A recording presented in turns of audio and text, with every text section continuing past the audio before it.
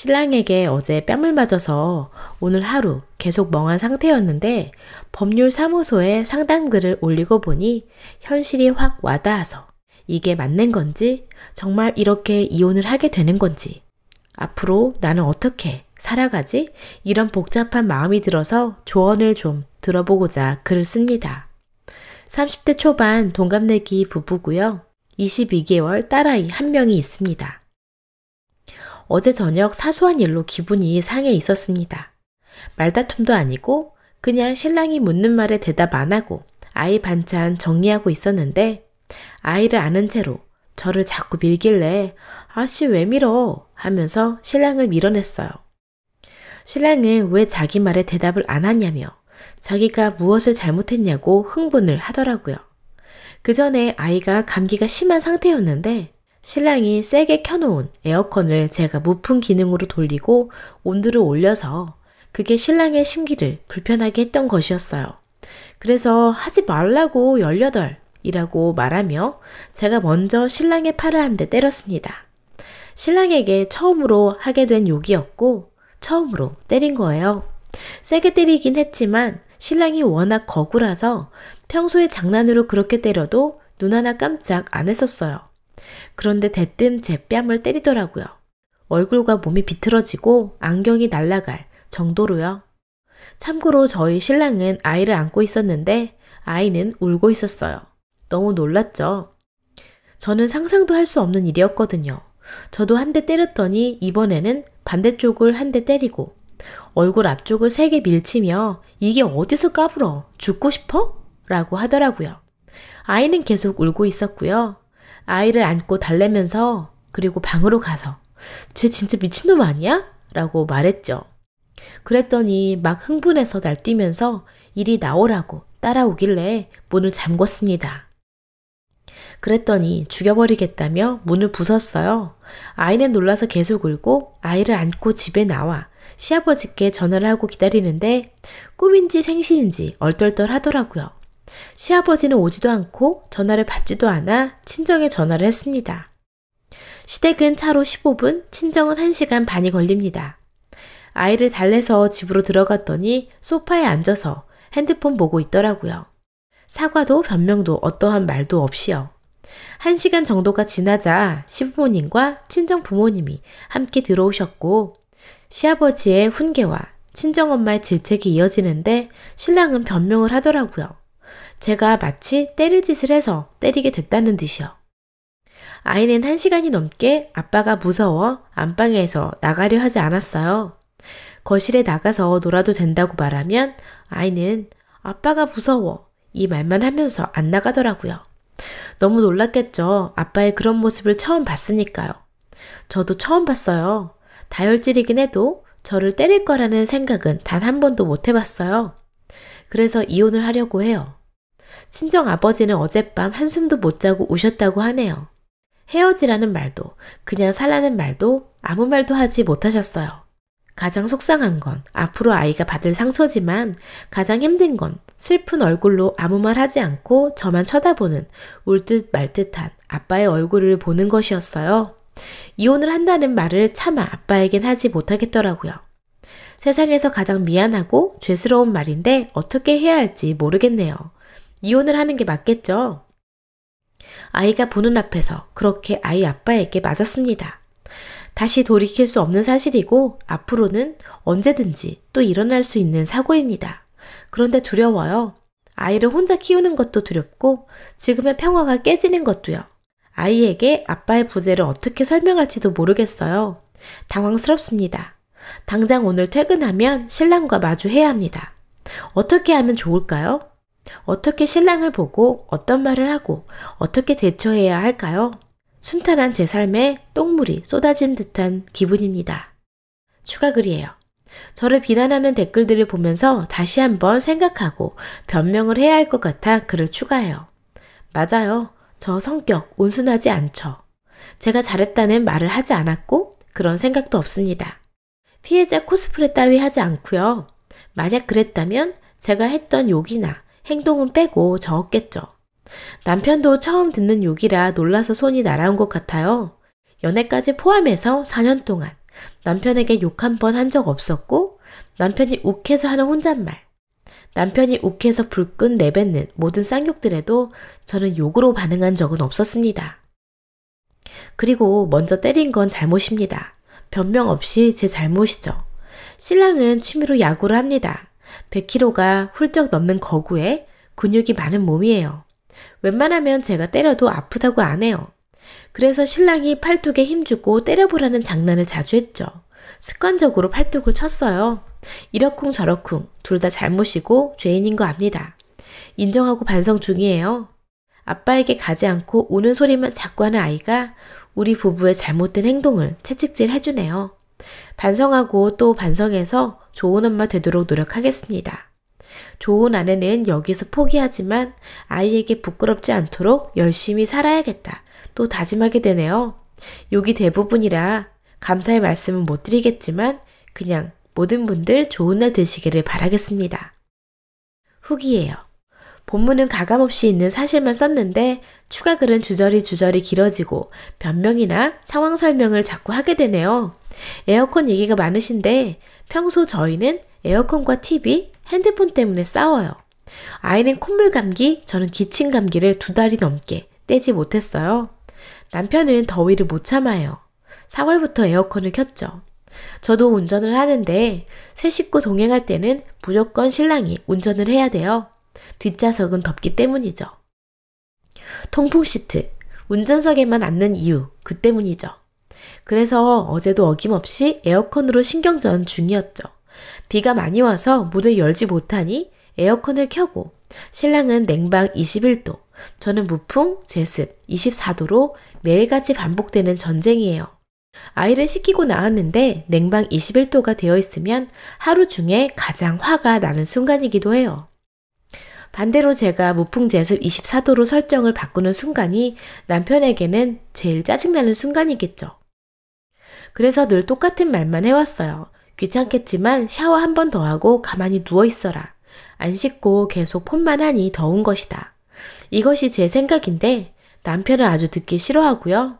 신랑은 하루에 샤워는 딱 한 번 하는 거라고 더 안 해요. 그리고 신랑이 절 민 건 툭툭 민 게 아니고 팔이랑 어깨로 쭉 밀어서 몸이 자꾸 2-3발자국 뒤로 밀리게 밀었습니다.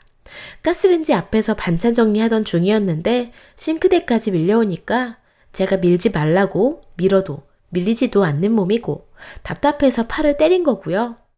양가에 전화한 건 제가 제일 후회했네요. 평소에 시어머님과는 잘 지내요. 내 엄마, 네 엄마 구별 없이 잘 하자고 평소에 자주 보기도 하고 어머님이랑 놀러도 자주 가고 쇼핑도 종종 다니고 시댁이 친정보다 가까워서 같이 하는 시간이 많아서 내 엄마인 줄 착각했나 봐요. 전화하면 당장 달려와서 제 편 들고 아들을 혼내주실 줄 알았습니다. 시어머님은 둘이 해결을 해야지 라고 하셨고 시아버지께서 남편더러 저에게 사과하라고 하셨고 저에겐 사과하면 받아주는 것도 미덕이고 인품이다 하셨죠. 그리고 아래에도 썼지만 친정아빠의 슬픈 얼굴이 자꾸만 떠올라 잠이 오지 않네요. 사위 딱이라도 한 대 올리고 싶은 심정이시겠지만 큰소리 한번 내지 않으시고 화를 참으시다가 시아버지가 하는 말씀에 허참 한마디 하시고 물만 드시더라고요. 사실 부부 문제가 처음이 아니에요. 작년 신랑이 조금 큰 금액을 시어머님 계좌로 비상금 관리를 하다가 걸려서 각서 공증을 받고 화해했어요. 그 뒤로 제 마음은 어쩔 수 없이 멀어졌고 표현이나 행동도 달라지게 되더라고요. 남편에게 예전처럼 다정하게 되지 않아요. 그래서 남편은 늘 서운해하고 늘 불만이죠. 잘 지내기로 했으면 잊어야 하는데 남편에게 신뢰감이 없네요. 복원이 안 돼요, 제 마음이. 맞벌이 중인데 아이 육아는 전적으로 제 담당입니다. 남편은 할 일 얼른 끝내고 쉬는 게 좋다고 집안일 더 많이 제가 하고요. 제가 밥하고 빨래 정리하고 청소하면 신랑은 쓰레기 버리고 빨래 널고 장난감 정리하고 어떻게 보면 집안일 남편도 하지요. 아침 눈을 뜨는 그 순간부터 아이 케어하고 원에 보내고 일터로 가면 애엄마 타이틀 달고 일하느라 더 열심히 더 쿨한 척 어깨 펴고 당당한 척 하다가 퇴근하는 순간부터 또 다시 출근하는 느낌으로 아이를 데리러 가요. 그러다 보니 온전한 내 시간이 근무 중 커피 마시는 10분 정도인데 매일 밤 자기 할 일 마치고 TV만 보고 폰 하는 남편에게 불만이 아주 많이 쌓여 있었죠. 저도 지내고 보니 어이없는데 생뚱맞게 내가 왜 갑자기 욕을 했을까 생각해보게 되었네요. 그냥 제가 지쳐 있었고 결혼 생활에 지겨움을 느끼고 있던 차에 감정 통제가 되지 않았던 것 같아요. 그것도 말 배우기 시작하는 애 앞에서 욕을 하다니요. 다시 생각해봐도 순간순간이 모두 다 괴로움 뿐입니다. 이혼은 당연히 해야죠. 아이가 떨어지지 않아 오늘은 남편과 한마디도 하지 않았어요. 아이는 제가 키울 거고요. 제가 한 달에 2-3번 야근하는데 그때마다 혼자 케어 못해서 시부모님께 도와달라 부탁드려요. 밥 먹이는 거 시키는 거 너무 힘들어해요. 기다려주고 세심하게 봐줘야 하는 것들을 어려워하더라고요. 의사소통이 원활하게 되지 않으니 아빠랑 뭘 하다가도 엄마를 찾게 되고 저도 안정적인 직장 다니고 있어 아이 키우는데 시간적으로 경제적으로 여유는 있어요. 서로 잘 협의해서 아이에게 큰 상처 주지 않게 마무리했으면 좋겠네요. 정신 나간 여자처럼 주저리 제 이야기만 했는데 긴 글 읽어주셔서 감사합니다. 어디에도 말할 수 없는 부끄러운 얘기를 쓰며 시원한 마음도 있었고 제 행동에 대한 반성도 하게 되고 그동안 있었던 행복했던 또 불행했던 많은 생각들을 하게 되네요. 2번째 사연입니다. 신우이의 뺨을 풀스윙으로 때린 남편 이야기예요. 안녕하세요. 어떻게 말을 시작해야 될지. 글을 막상 쓰려니 어색합니다. 며칠 전 일입니다.